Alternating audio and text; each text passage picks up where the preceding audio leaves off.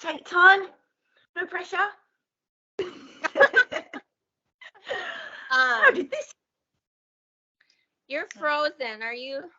Am I frozen? No. The reception's really bad, actually, where I am. Oh, yeah? Yeah, keep going. It's okay. Yours is fine. Okay. You've been talking about sirens and mermaids. Yes. Yes. How come? Because I've been thinking about that lately. Is it because of women and they're like a Jezebel kind of succubus? How come you got into it? How come you've been looking into it? Well, honestly, I just went to the library and I was looking for videos on Crowley. On Aleister Crowley. yeah, Aleister Crowley, yeah. And and like I wanted to, and also like the Kabbalah, but they didn't have any of those books at the library. So I kind of just went to that section and where the Greek myths were, and I saw that book and I picked it up. But like it does seem like a lot. I don't know if you've noticed, but kind of the people that we all tend to like watch each other's content. Like we tend to like hook on to motifs like as time goes on, and and I think it kind of ties in like the siren with the like the media always promoting fear and like this transformation that is happening of whether you like want to be safe or like break the rules, like break the law, you know? So I think it ties into that. And then also, I don't know, like I think probably like you're just like guided to things and you just like exactly follow it.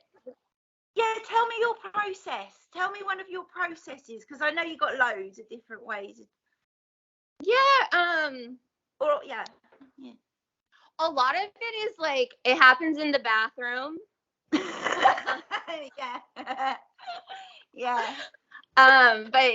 like it is like a mermaid, because I don't know, I think it's kind of like, have you seen those experiments with mice that they did where they like did different communities of mice, and then they gave like this one community of mice like everything they wanted? It was like a mice utopia, and where like the mice didn't want for anything. And they ended up, all the mice would do were they would just spend all their time grooming themselves, and they were like the most beautiful, perfect looking mice. So I think that's like kind of where a lot of our society has gotten, where we like spend a lot of time grooming.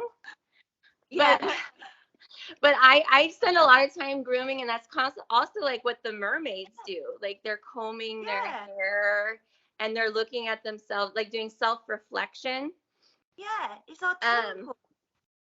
So anyways, when I'm in the bathroom, just kind of like zoning out, like combing my hair, just doing whatever, like a lot of times like a song will pop into my head, like a 90s song or an 80s song, and I'll just start singing it. And and then like I will kind of think about the lyrics, and it will lead me down this kind of thought path. And then usually I'll watch something on YouTube and it will reinforce what I'm thinking. Hook it in. What about you? I've always I love symbols. So what I'll do is like the Vesica Pisces, I'm obsessed. So I'll draw it a lot, and I'll take shapes out of it and stuff. And then it all like, for instance, the middle bit of the Vesica Pisces is like a shield shape. So I'm looking, you know, it's a shield they've taken out the Vesica Pisces they use for fighting, and it's connected to language, you know, the alphabet, and then spiders. So then I'll end up, you know, doing a bit of research on the computer, and then it's that sort of thing, or just having an insight, when you're having like download, you're just sitting there listening to some music, and it's like the universe opens up, and it's like a lightning bolt, and you've got something, Yeah. but it's not like coming from outside. Do you know what I mean? It's like it comes from within, and then you go and search. It's not like I'm looking for things and then, but I did before. I did before. Because, anyway. Yeah. Yeah, I love symbols. Yeah.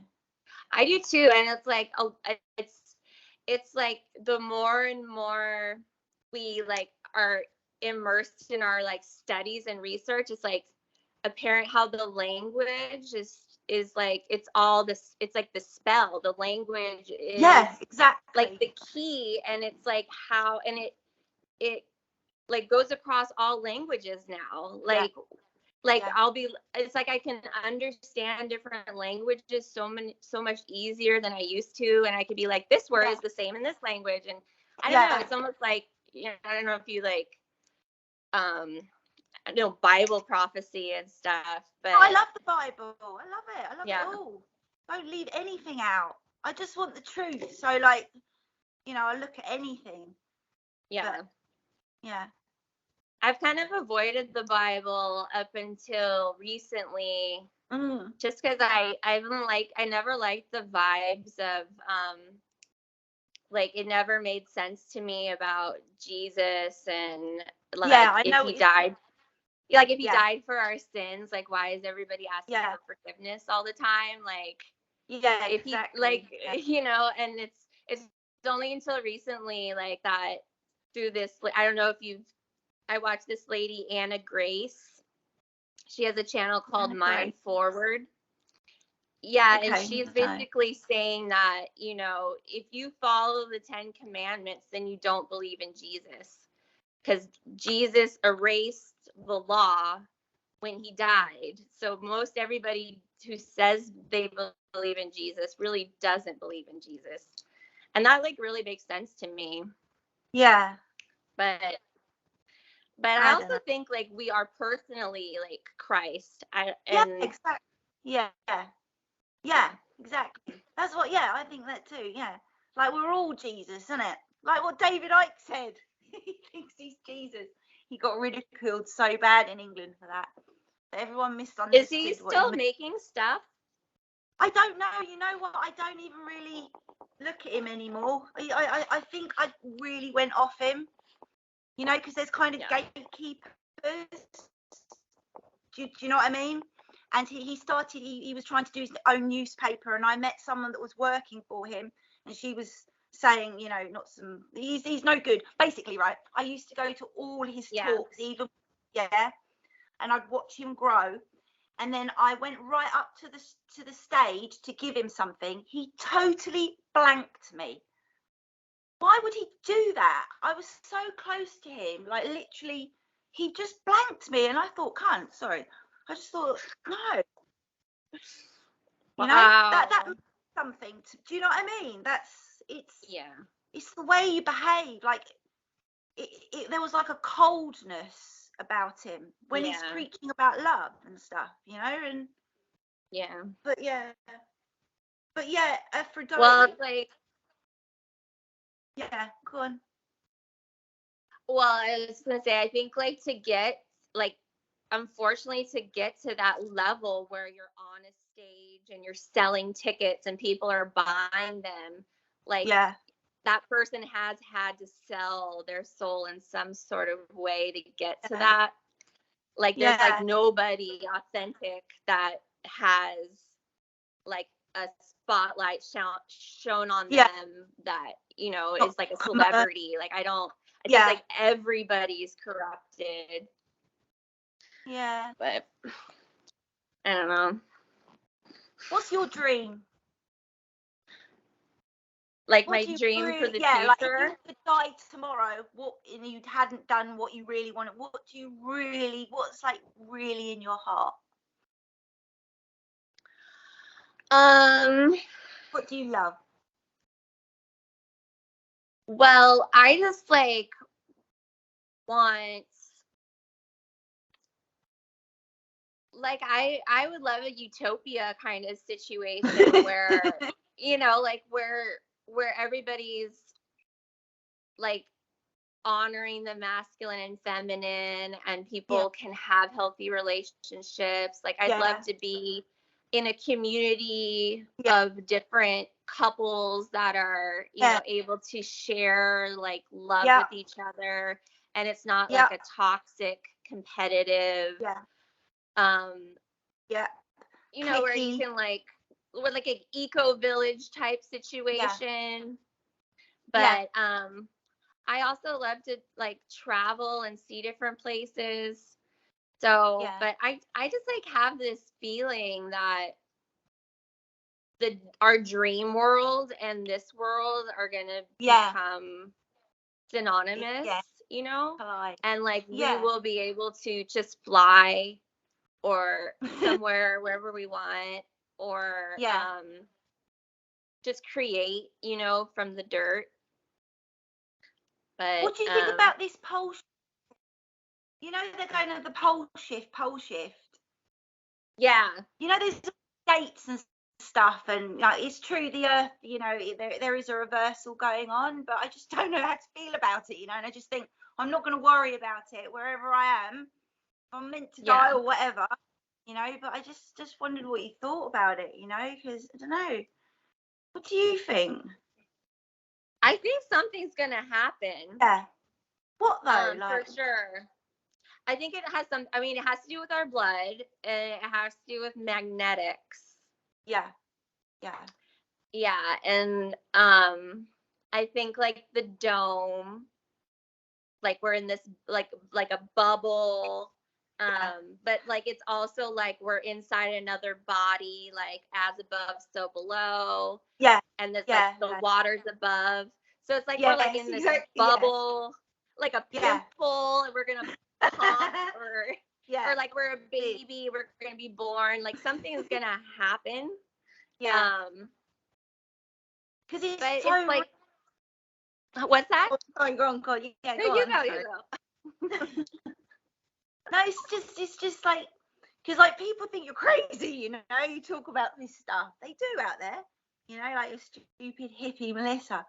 But it's like, it's so real. Like, I've watched it. We've watched it for years, this awakening. It's so real, but it's like every day is magic, Yeah. But like, I think people really need to go back into the forest. Like, we need to get really close to nature. Like, I'm not joking. Like, we have to go into the forest every single day, because, like in the morning, I was doing it with my friend. In the morning, like, you clear your throat, you brush your teeth, you walk into the forest. It helps decongest you. And it's like the original circuit board, and like that's like, I really feel like that's the way we're going to be like safe. Do you know what I mean? It's not like we're not safe. Do you understand what I'm saying? It's like we've done all this, all the like industrial, and now we have to go back to nature, because it's where we're from. It's like the heart. I think it's gonna happen when the power's cut, like the cord is cut, and unplugged. Because even though we're awakened, I like the phone. It's like I'll sit and want to go outside, and I'll just sit and watch YouTube, and there goes the day. I know. We do it. We murder for it, all of us. But like, I don't really live next to a forest. I wish I did. You must live near a park. I do. A beach? It's gotten hot here already. It's like already 100 degrees. Wow, you're so lucky. Oh, I love hot cotton cheese. But you've got a park. There you go. I've got a park, and there's like a thin bit of woodland, but I just go there, anything I can. Yeah. There's a guy he falls asleep on the floor, under the trees. I've just noticed. It's like it's good. Everyone connecting. But Aphrodite. The cops Is don't that kick your him real out. name? You know, Aphrodite there was a god called Melissa, and she was Aphrodite's handmaiden. She was a nymph. Did you know that? I heard that. Yeah. Well, and Melissa's the queen bee, right? Or the bee. Yes. When we stole Kronos' son, and we fed him milk from honey.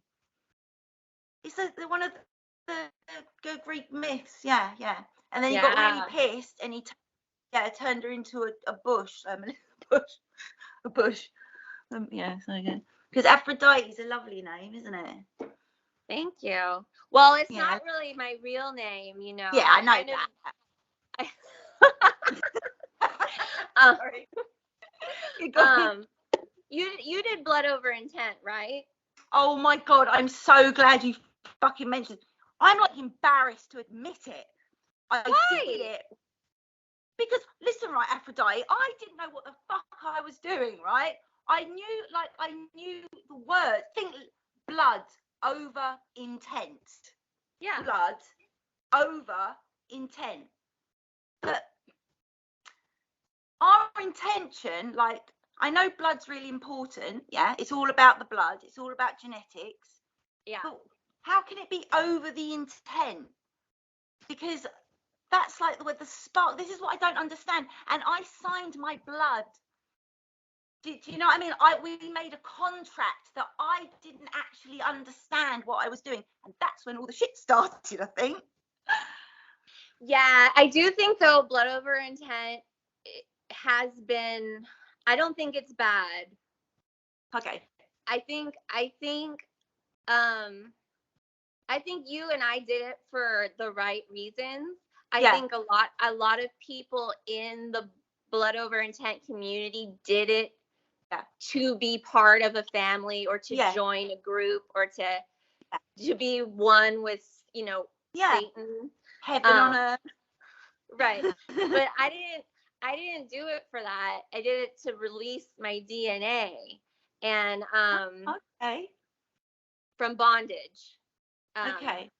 Because I could feel clones of myself being made, because I had dated a lot of I had dated a guy in the NSA. Okay. The National Security Agency. NSA.